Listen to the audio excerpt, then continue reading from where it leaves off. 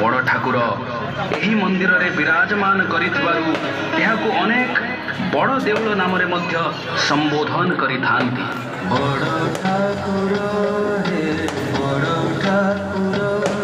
एही विशाल तथा मनोज्ञ मंदिर रे चतुर्था विग्रह स्वरूप रे श्री जगन्नाथ महाप्रभु विराजमान करी अनेक मानवीय लीला रचना करिछन्ति।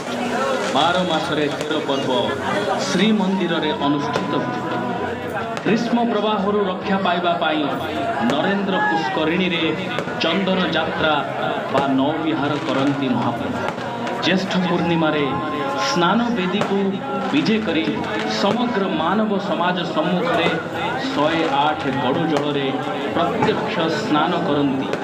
भक्त आवेग और विश्वास को आपणे नहीं गजानन बेशरे दर्शन दियंती। 15 दिन अनवसर रे रहिबा परे जाति धर्म वर्ण निर्विशेष रे अगणित भक्तों को दर्शन देवा पाई श्री गुंडीचा यात्रा रे रथारूढ़ हुअन्ति। शीत काल रे शीत वस्त्र लागि हुअन्ति। साधारण मनीष भली पितृपितामह को श्राद्ध दियन्ति। एपरी अनेक यात्रा पर्वपर्वाणी और बेश श्रीमंदिर रे वर्ष सारा अनुष्ठित। एमिति एक कार्यक्रम जहाकू समग्र विश्व देखा अपेक्षा करिथाए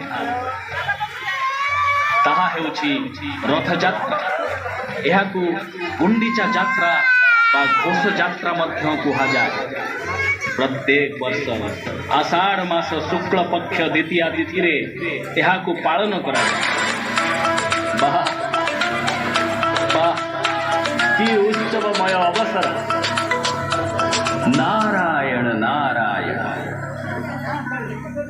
जगन्नाथ शब्द जगत और नाथ शब्द रु आसीछि